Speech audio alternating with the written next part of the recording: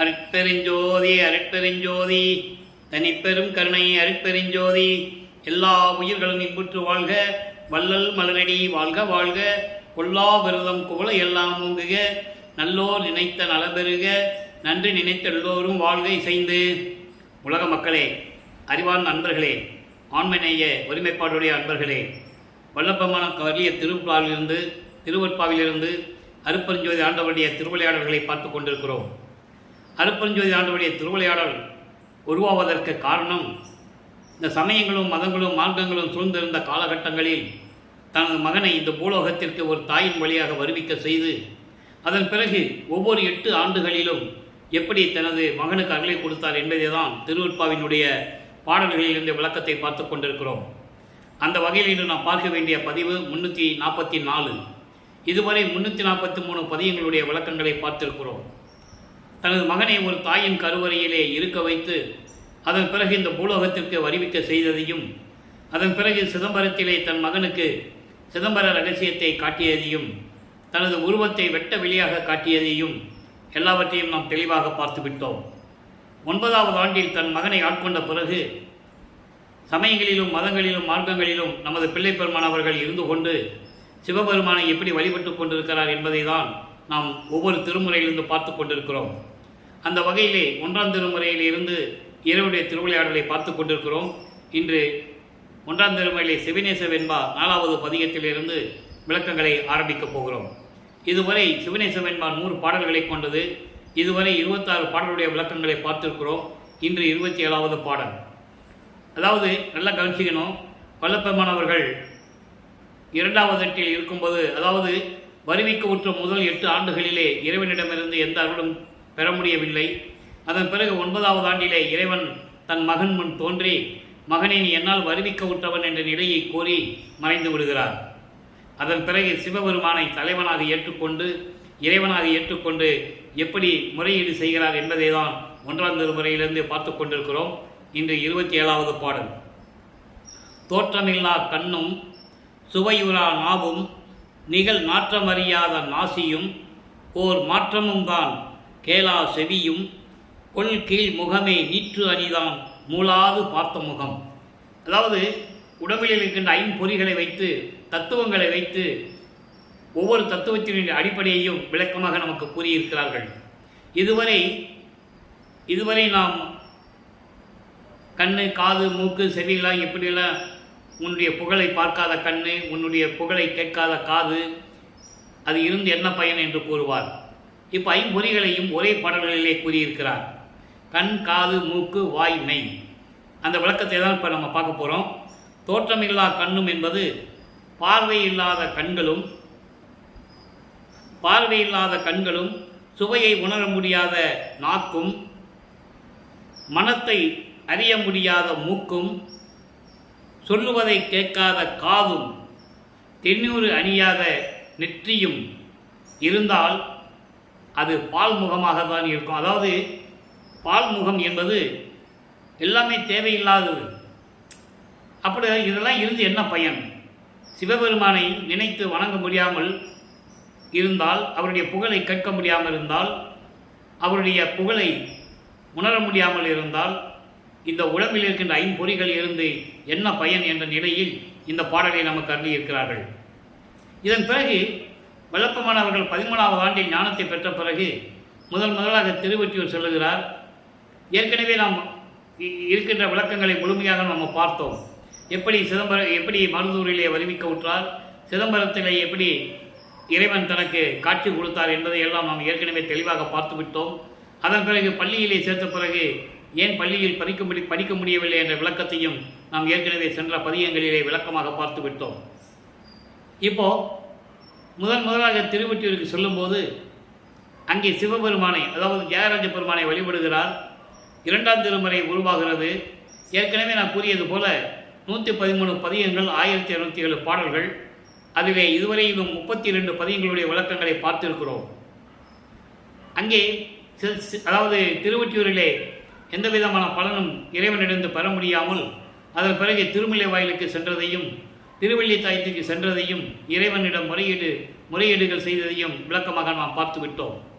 இப்போது திருவொற்றியூரிலே இருந்து கொண்டு இனிமேல் திருமலை வாயிலுக்கும் திருவள்ளித்தாயத்துக்கும் போக முடியாது என்று சொல்லி இப்போ நிரந்தரமாக தினமும் திருவொற்றியூர் செல்லுகிறார். அங்கே இறைவனை பற்றி எப்படி முறையீடு செய்கிறார் என்பதை 33வது பதிகத்திலிருந்து பார்த்து கொண்டிருக்கிறோம். எதிர்கொள் 10 என்ற ஒரு பதிகம்.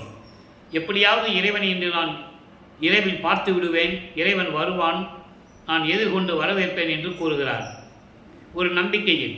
ஆனால் இறைவன் எந்த விதமான அருளையும் கொடுக்கவில்லை என்பதை தான் நாம் பார்த்து கொண்டிருக்கிறோம். இந்த பாடலை பாருங்கள். அன்பர்கள் வேண்டுமவை அளிப்பானை,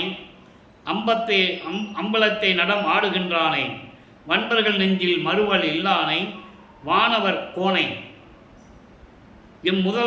என் வாழ் முதலானை, துன்பம் தவிர்த்து சுகம் கொடுப்பானை, சோதியில் சோதியை நாளும் என் பணி கொண்டு என்னை ஏன்று கொண்டானை, இன்றைய இரவில் எதிர்கொள்வேனே.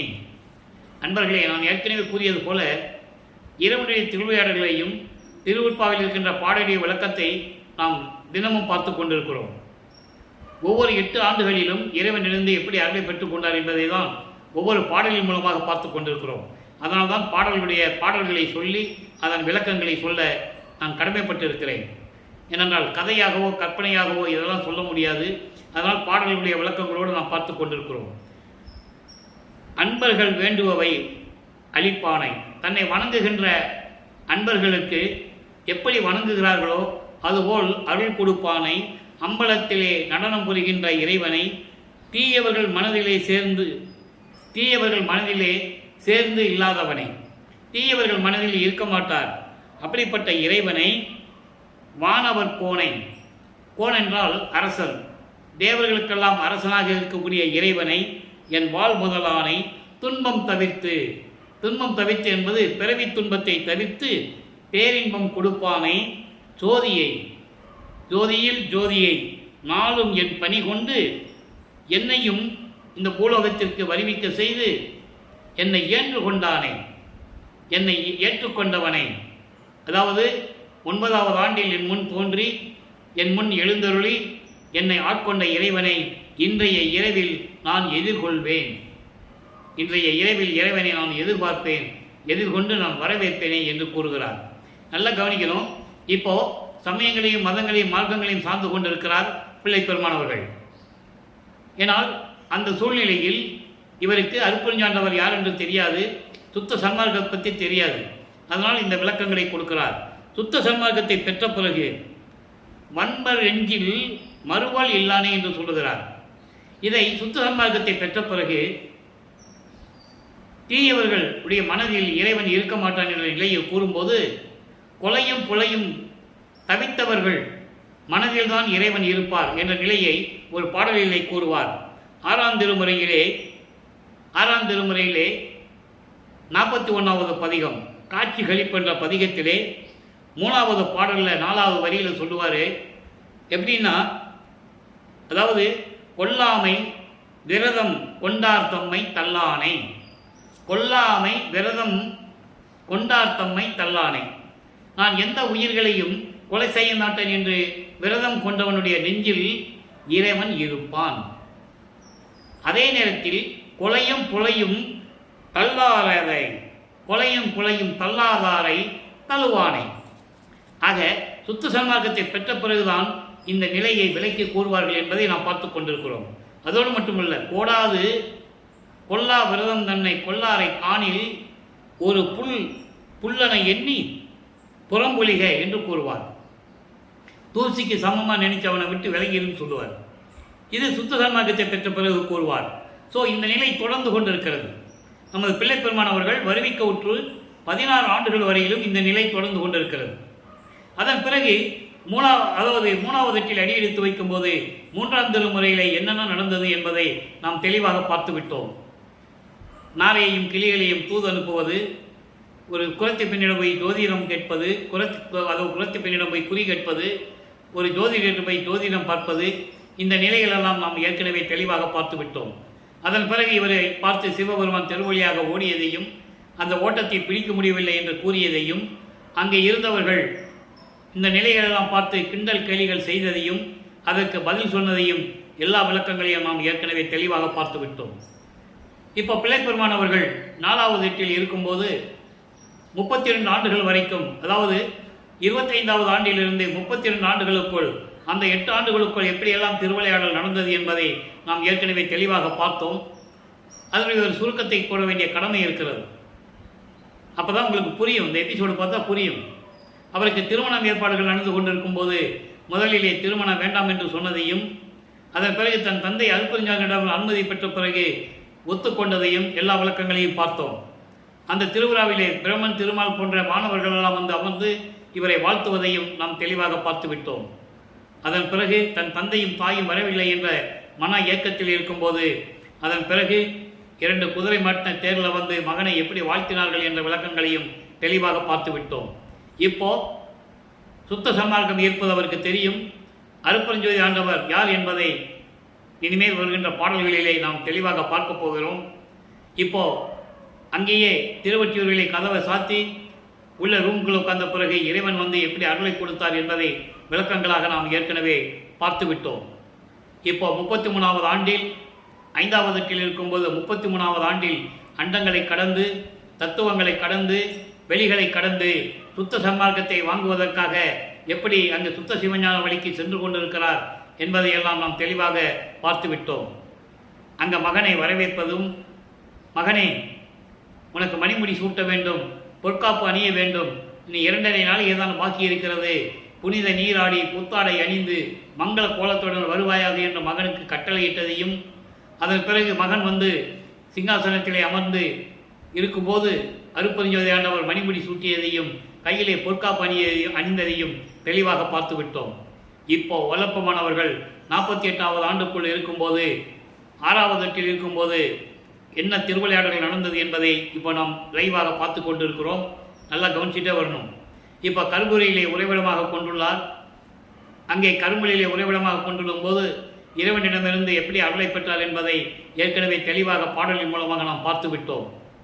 அதன் பிறகு கரும்புலியிலிருந்து விடைபெற வேண்டும், தான் இருந்த இடத்திற்கு தண்ணீரால் விளக்கரித்த இல்லம் என்ற ஒரு பெயரை ஏற்படுத்திவிட்டு அங்கிருந்து இங்கே தர்மசாலையை நிறுவ வேண்டும் என்ற நோக்கத்தில் இங்கே பார்வதிபுரி மக்கள் அளித்திருந்த அந்த நிலத்திலே 23/5/1867 ஆண்டு ஒரே நாளிலே தர்மசாலையை நிறுவி உணவை சமைத்து பசியோடு வருகின்றவர்களுக்கு பசியை போக்கிக் கொண்டிருக்கிறார். நம்மளையெல்லாம் படைத்து காத்து கொண்டிருக்கின்ற அருட்பெருஞ்சோதி ஆண்டவராகிய வல்லப்பமானவர்கள். இந்த நிலையில் இருக்கும்போது 1863ஆம் ஆண்டு அஞ்சக்குப்பம் கோட்டிலே ஆறுமுக நாவலார் தொடுத்த வழக்கை திருவற்பாவை மறுப்பாய் என்று அறிவிக்க வேண்டும் என்ற வழக்கிலே விசாரணைக்கு சென்று அங்கே நீதிபதியிடம் விளக்கத்தை கூறி அவருக்கு காட்சி கொடுத்து, அதன் பிறகு அந்த நீதிபதி அவர்கள் திருவற்பாவை மறுப்பாய் என்று அறிவிக்க முடியாது, இந்த வழக்கை தள்ளுபடி செய்கிறேன் என்ற உத்தரவை பெற்றுக்கொண்டு தர்மசாலையிலே வந்து அமர்ந்து கொள்ளுகிறார்கள்.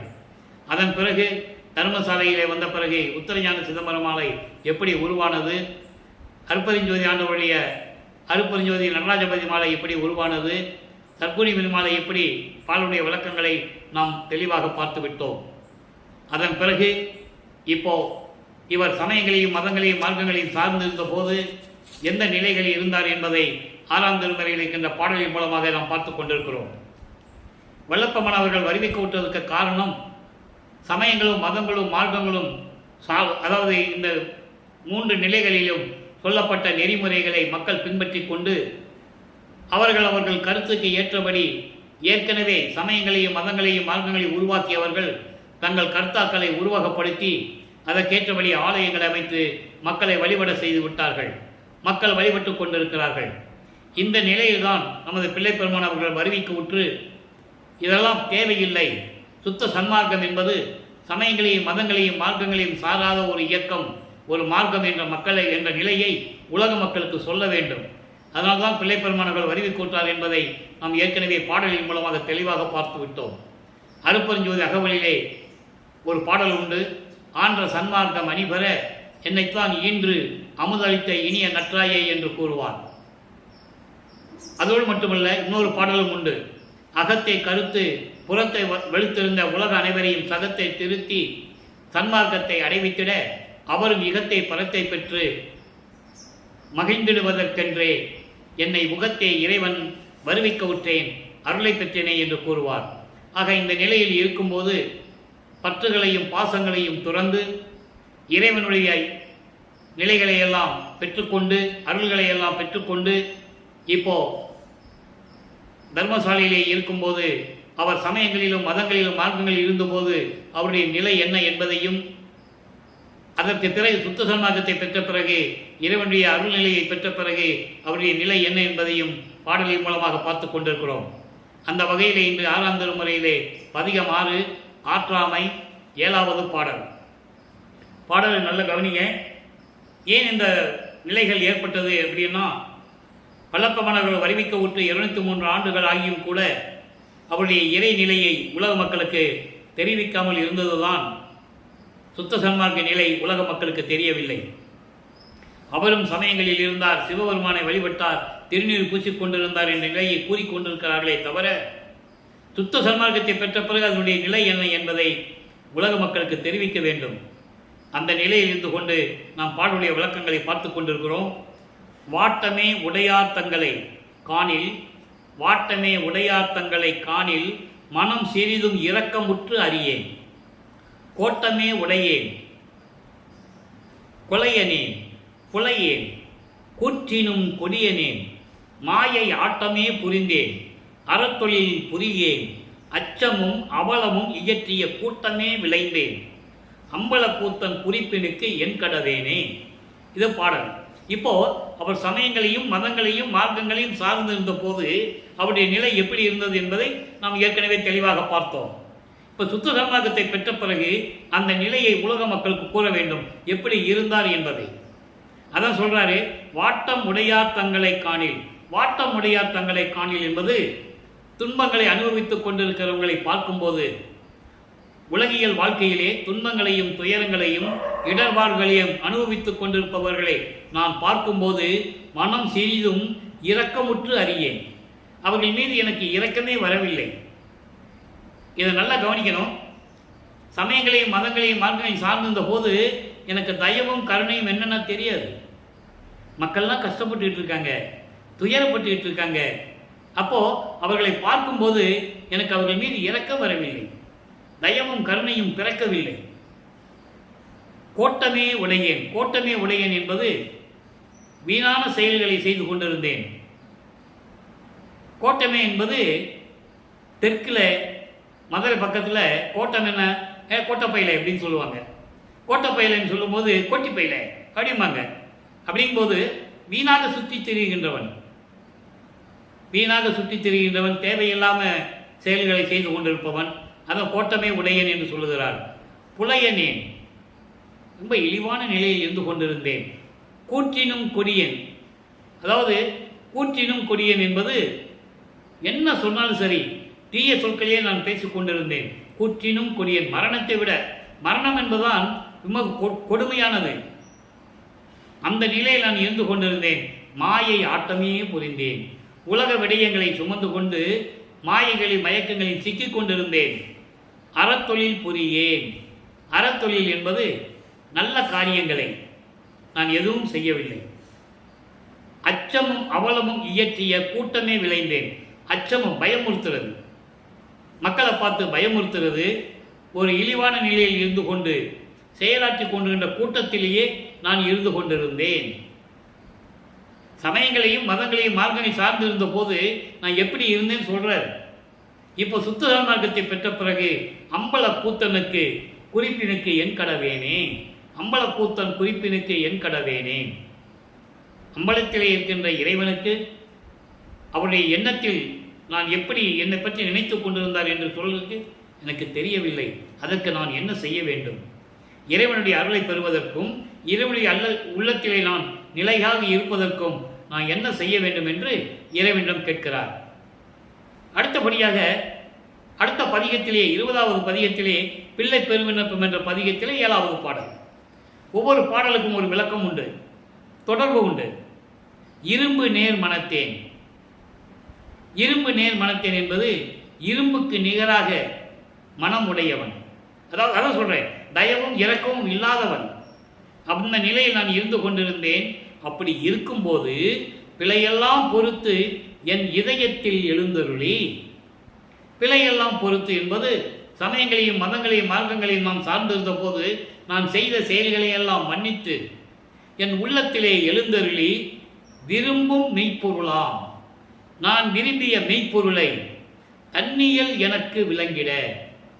தன்னியல் என்பது இறைவனுடைய இறைநிலை, கடவுள் நிலை. அந்த நிலையை எனக்கு விளங்கிட விளக்கி என் உள்ளத்திலே இருந்து கொண்டிருக்கின்ற இறைவனே. எப்படிப்பட்ட இறைவனா சொல்றார் பாருங்க.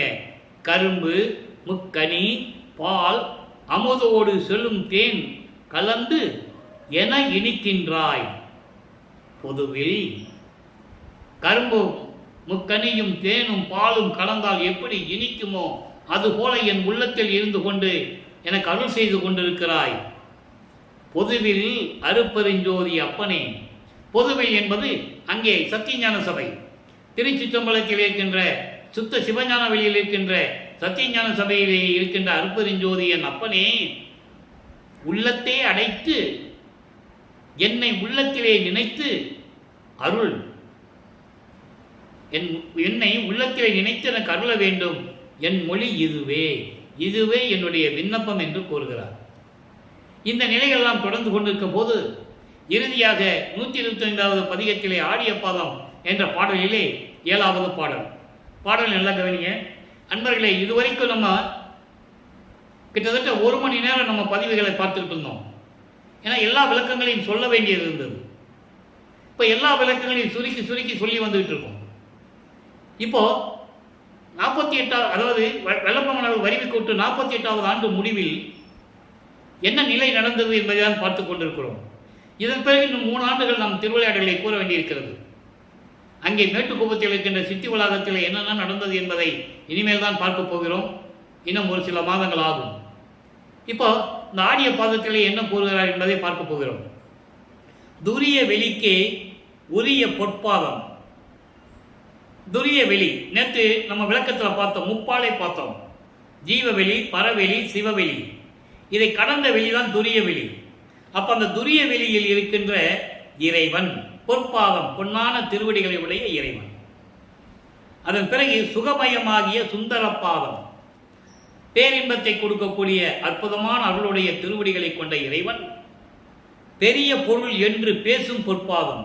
பெரிய பொருள் என்பது எல்லாருக்கும் இறைவன், மூத்த இறைவன், ஆதியம் அந்தமில்லா தோன்றிய இறைவன், அருப்பெருஞ்சோதி ஆண்டவர் என்ற நிலையில் இருக்கின்ற இறைவன். பேரு எல்லாம் தந்த பெரும் புகழ் பாதம். பேரு எல்லாம் தந்த, எனக்கு எல்லா புகழையும் அருளையும் கொடுத்த இறைவன் அருப்பெருஞ்சோதி ஆண்டவர். அப்படி பொன்னான திருவடிகளை உடைய இறைவன் அருப்பெருஞ்சோதி ஆண்டவர் என்று கூறுகிறார். இதை அகவலிலே தெளிவாக கூறுவார். புகழெல்லாம் தந்தன்னு சொல்றார்ல, அதாவது பேரு எல்லாம் தந்த இறைவன். பேரு என்பது எல்லா அருளையும் அதில் அடங்கும். ஏமசித்தி, சாகா கல்வி, சுத்த சன்மார்க்கத்தை பெற்றது, தத்துவங்களை நிகரம் செய்வது, கடவுள் நிலை அறிந்த அம்மையமாவது. கடவுள் நிலை அறிந்த அம்மையாவது என்பது 16வது நிலை. ஏற்கனவே நான் கூறியது போல சரியை கிரிய யோகம் என்ற 12 நிலைகள் சமயங்களையும் மதங்களையும் மார்க்கங்களையும் சார்ந்தது. அதை சின்னம்படி படியத்தில் கூறுவார். 12 மேல் நின்று சின்னம்பிடி, பன்மார்க்கம் கடந்தேன் என்று சின்னம்பிடி, 12 மேல் நின்று சின்னம்பிடி. அப்படின்னா இந்த 12 நிலைகளை கடந்த பிறகுதான் சுத்த சன்மார்க்கத்தை அடைய முடியும். அங்கேதான் 13வது நிலை ஞான சரியை. அங்கிருந்து தான் மரணமில்லா பெருவாழ்வு தொடங்குகிறது. அந்த விளக்கத்தை நாம் பின்னால் பார்க்க போகிறோம். அப்படி எல்லா பேரும் எல்லாம் தந்த, பேரெல்லாம் தந்த பெரும் புகழ் பாதம். இது அகவலிலே ரொம்ப எளிமையாக சொல்லுவார் பாருங்க. மூவரும் தேவரும் முத்தரும் சித்தரும் யாவரும் பெற்றிடா இயல் எனக்கு அளித்தன. அதிலேயே வந்துடும் எல்லா பேரு எல்லாம் தந்த இறைவன் சொல்றாருல. அப்போ மூவரும் என்பது பிரம்மன், திருமால், ருத்திரன் போன்ற பதத்தலைவர்களும், மூவரும் தேவரும் தேவர்களும், முத்தரும் சித்தரும் யாவரும் பெற்றிடா இயல், யாவரும் அடைய முடியாத அருள்நிலையை எனக்கு கொடுத்த இறைவன் அருப்பெருஞ்சோதி ஆண்டவர் என்று கூறுகிறார்.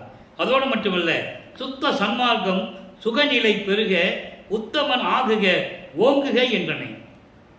சுத்த சன்மார்க்க சுகநிலை பெருக, சுத்த சன்மார்க்கத்தை பெற்றுக்கொண்டு சுத்த சன்மார்க்கத்தினுடைய சுகநிலையை நீ பெற்று உத்தமனாகுக ஓங்குக. இந்த உலகத்திலே நீ அதாவது பேரோடும் புகழோடும் சிறந்து ஓங்க வேண்டும் என்று சொன்னவனை என்று சொன்னால் அருட்பெருஞ்சோதி ஆண்டவரை. இப்படிப்பட்ட ஆண்டவரை நான் பெற்றிருக்கிறேன். சுத்த சன்மார்க்கத்தின் இறைவன் அருட்பெருஞ்சோதி ஆண்டவர் என்று கூறுகிறார். எனவே இறைவனுடைய திருவிளையாடல்களை 1/1/1823 தொடங்கிய திருவிளையாடல் 30/1/1874 வரைக்கும் 51 ஆண்டுகள் திருவிளையாடல் நடக்கிறது. அப்போ ஒவ்வொரு 8 ஆண்டுகளிலும் இறைவனிடமிருந்து எப்படி அருளை பெற்றுக் கொண்டார், அதாவது இறைவன் எப்படி திருவிளையாடல் செய்தார் என்பதை தான் திருவெட்பாவிலிருந்தே பார்த்து கொண்டிருக்கிறோம். ஆக வல்லப்பமானவர்கள் இப்போ தர்மசாலையில் இருக்கின்ற வரைக்கும் நாம் இறைவனுடைய திருவிளையாடலை பார்த்திருக்கிறோம். விளக்கங்களை மிகவும் சுருக்கமாக, ஏற்கனவே நடந்த விளக்கங்களை முன்னால் விரிவாக பார்த்து கொண்டிருந்தோம். அந்த விளக்கங்களை எல்லாம் சுருக்கமாக சொல்லி இந்த பதிவை இன்று நிறைவு செய்கிறேன். தினமும் விளக்கங்களை நாம் ஏற்கனவே கூறிவிட்டோம். இனிமேல் அந்த நேரத்தை குறைத்துக் கொண்டு திருவிளையாடலை முடிக்கலாம் என்ற ஒரு எண்ணத்தில் இன்று இறைவனுடைய திருவிளையாடலை இன்றைய பதிவில் நாம் முடித்துக் கொள்கிறோம். எனவே அன்பர்களே, நீங்களும் சுத்த சன்மார்க்கத்தில் இணைந்து அருட்பெருஞ்சோதி ஆண்டவரை வணங்கி அருட்பெருஞ்சோதி தனிப்பெருங்கண்ணை அருட்பெருஞ்சோதி என்ற மகாமந்திரத்தை கூறி கொலையும் புலையும் தவிர்த்து சுத்த சைவ நெறியில் இருந்து கொண்டு ஜோதியை வழிபட்டு இறைவனை வணங்கி இறைவனுடைய அருளையும் செல்வங்களை எல்லாம் பெற்று இந்த வையகத்திலே நீங்கள் வாழ வேண்டும் என வாழ்த்தி இந்த வள்ளலார் ஒளியன் விடைகிறேன். மீண்டும் நாளை சந்திப்போம். நன்றி, வணக்கம். அருட்பெருஞ்சோதி தனிப்பெரும் கருணை அருட்பெருஞ்சோதி. நாளையும் இறைவனுடைய திருவிளையாடல் தொடரும். கண்டு மகிழ்ந்து இறைவன் அருளை பெற்றுக் கொள்ளுங்கள்.